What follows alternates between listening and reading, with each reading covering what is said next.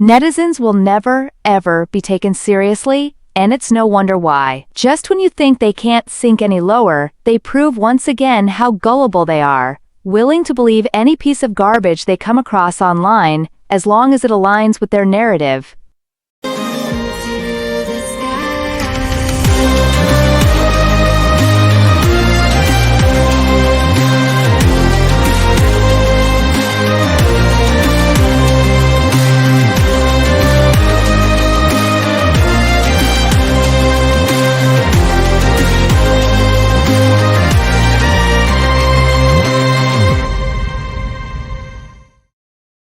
It's actually insane how every time I speak my mind, I end up losing subscribers. I thought freedom of speech was something we all respected, but apparently if my opinions don't perfectly align with someone else's views, then I'm instantly unworthy of their support. Like really? Just because I don't sugarcoat my thoughts or go with the popular opinion, suddenly I'm a problem?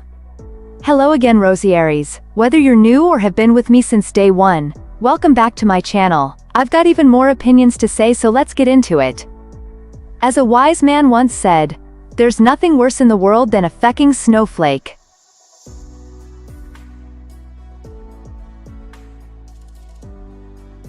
Let's stop pretending Click Clack is some masterpiece. The song is a complete letdown, and it's beyond me how anyone is calling this good or saying it fits Baby Monster. This is the same recycled nonsense we've been force-fed for years. Nothing fresh, nothing bold, nothing remotely innovative. It's like a stale Blackpink reject that YG just threw together. Sure, the verses were okay at best, but the chorus? It was repetitive to the point of being annoying and not catchy. I couldn't find a single thing enjoyable here, and don't even get me started on that outro. It felt like a straight-up joke. YG Entertainment is stuck in this ancient sound, and it's honestly depressing to see. They have the resources to create something amazing for Baby Monster, but instead, they keep pushing out these outdated tracks like it's 2016 forever. This is not what fans deserve, and it's a shame YG can't seem to get with the times. Get it together already.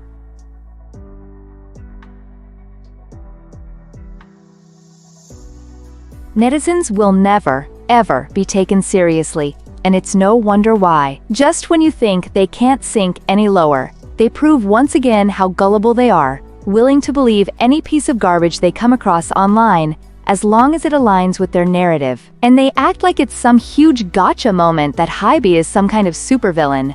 The amount of eye rolls I went through watching reactions on KTube and scrolling through comments was honestly unreal. So let's get to the recent so-called scandal. That leaked internal document where Hybe allegedly trashed other groups, talked down about rival companies, and promised to prioritize LE SSERAFIM and Lit and sideline NewJeans. Hybe even released an official statement on October 29th, taking responsibility for the opinions shared internally, saying those weren't the company's stances, but just a collection of public opinions on industry trends.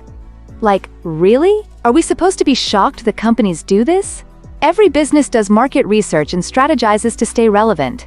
Hybe's not doing anything revolutionary here, and netizens act like they're scandalized by this, like it's news to them that entertainment companies are competitive and ruthless? They all are. Take YG for instance. They sidelined Blackpink to hype up Treasure, who received way more songs, and media played Blackpink against BTS for ages. Or SM Entertainment, who shoved Red Velvet to the back of the lineup the moment aespa debuted. It's business, people. Ugly, maybe, but it's business. But for some reason, Hybe's the only company to be crucified, when every company out here is pulling the same moves. What's worse is that some are using this document as proof that NewJeans and Min Heejin were right all along. How is that even logical? Just because Hybe got caught strategizing doesn't make NewJeans or Min Heejin innocent, nor does it justify their accusations of mistreatment. Where is the actual proof of this bullying, or the mistreatment that NewJeans supposedly went through? No one's seen any evidence from their side, yet somehow, netizens are ready to use this to justify their victim mentality. In fact, I can't stand any of the sides involved in this mess. Hybe, NewJeans, Min Heejin, and all the fans backing up their nonsense are sucking the air out of the room. Everyone is so painfully annoying here, and I am beyond ready for this drama to be over. And one last thing. If you're hating on Le Seraphim, and I'll lit now just because of this document, you're genuinely showing off your lack of intelligence. These groups aren't the issue here, and hating on them just makes you look like an absolute fool. Even a rock has more common sense than some of these netizens.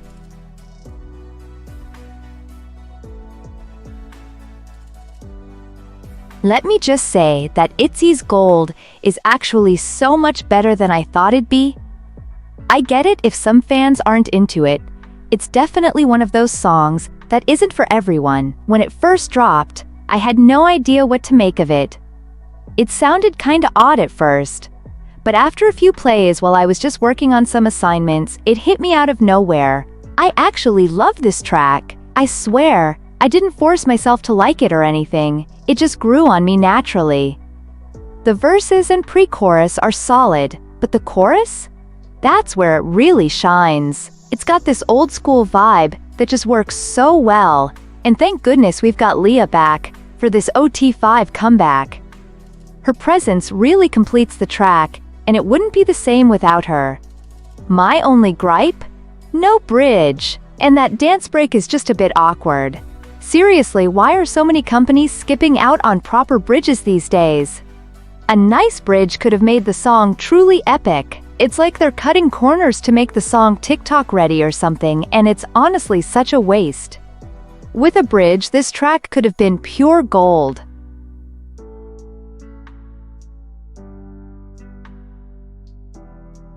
Isn't it ironic how stans will scream, "Idols are only human," but only when it serves their narrative?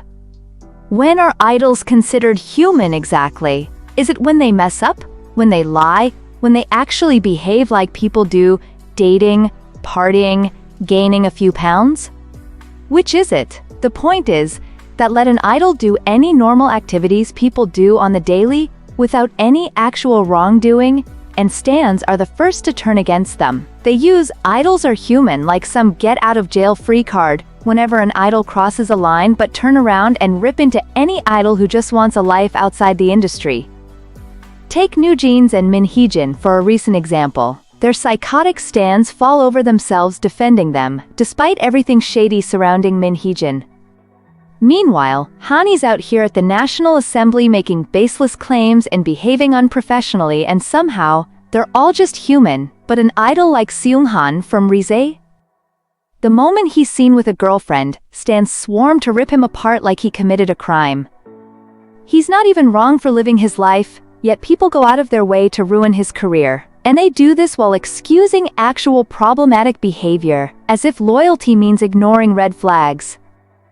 The hypocrisy is insane.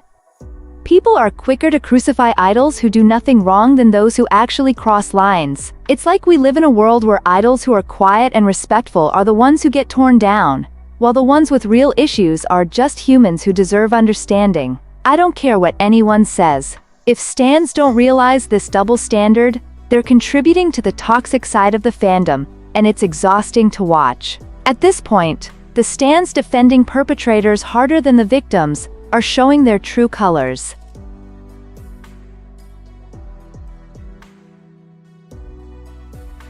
Min Heejin has got to go down, and she's got to go down hard. Losing the injunction to be reinstated as CEO wasn't enough. Her claims didn't hold water in court, and now she's dragging V's name into this mess, trying to score sympathy points from stans by using idols as shields. It's pathetic. Why isn't she in prison yet? She's done more than enough damage, and she absolutely doesn't deserve a career in this industry. This woman will try anything to cover up her mess. She even had the audacity to say on a livestream that V from BTS reached out to her, supposedly wishing her a happy birthday and showing concern, like she's trying to paint him as some knight in shining armor for her. But here's the problem. V entered the military on December 11, 2023, 5 days before her birthday. During those early weeks, new recruits barely have any contact with the outside world. Does she really expect us to believe V somehow bypassed all those restrictions just to reach out to her? Either she's lying to pull in sympathy by name-dropping, or she's implying V had some special privileges in the military. The whole story reeks of manipulation, and some people actually buy into this? Either she's a complete sadist, twisting stories to her advantage, or she genuinely thinks people won't question her inconsistencies. This isn't just about bad management or a lousy attitude. It's about someone actively weaponizing others to keep her hands clean. And if people keep letting her do this, she's never going to stop.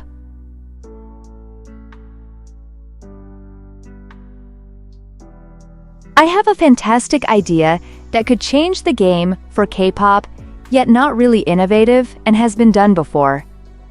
I just think that it would be interesting if companies started creating albums that are actually like movies. Imagine this musical experience, where idols not only showcase their amazing songs, but also their acting skills and tell a compelling storyline. Just look at what Melanie Martinez did with her K-12 album. She built an entire world around her music with a captivating plot that drew fans in and made each song feel even more impactful. If K-pop companies could take inspiration from that and really invest in making their albums into full-blown cinematic experiences, it would be incredible. They'd need to craft more songs that fit the narrative and ensure the story is engaging enough to keep the audience hooked from start to finish. This could elevate the artistry of the idols while also creating an immersive experience that fans would love. Honestly, the possibilities are endless. With the talent and creativity in the K-pop industry, I truly believe they could pull this off and set a new standard for music releases. It's about time we see our favorite idols shine in a whole new light.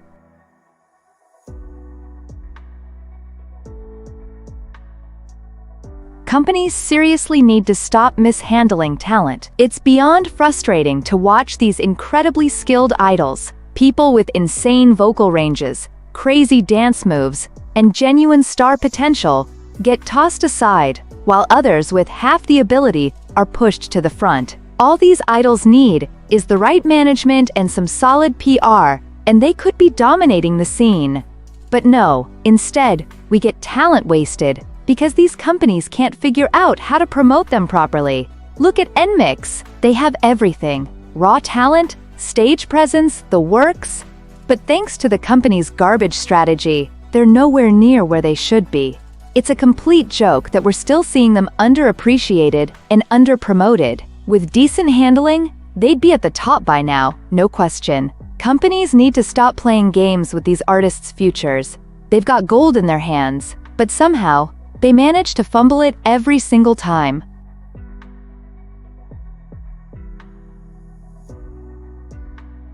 It's honestly infuriating how companies refuse to support idols in their musical growth. All they care about is commercial success, pumping out the same formulaic songs just to make a quick buck, while these artists get their creativity crushed. How do they expect these idols to thrive when they're never allowed to explore, experiment, or evolve?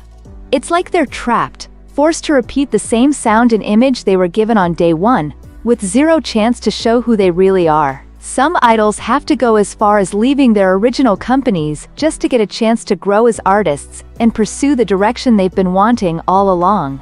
But why should it even come to that? Why should they have to walk away from years of hard work just to finally find their voice? These companies could have absolute legends on their hands, but no, they'd rather stifle their talent than let them actually create something meaningful. It's about time the industry realizes that real artistry goes deeper than hitting sales targets and keeping up with the perfect image.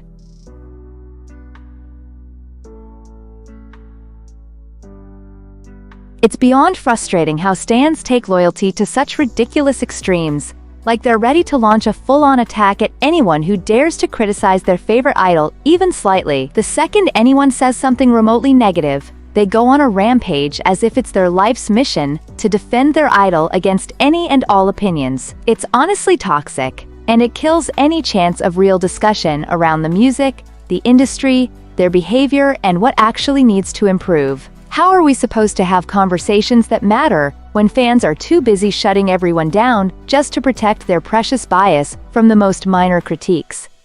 It's not just cringe, it's exhausting and stifling. They're literally creating a community where no one can say anything meaningful without getting dragged by an army of defensive stans. And for what? It's like they're more obsessed with defending their faves than actually supporting the music. doing what's right in holding them accountable for their actions, or understanding the industry. This blind loyalty needs to stop, or else there'll be no room left for real discussions and growth in K-pop. For this opinion, I'll let you guys take a wild guess on which stans I'm talking about, even when this opinion easily generalizes stans.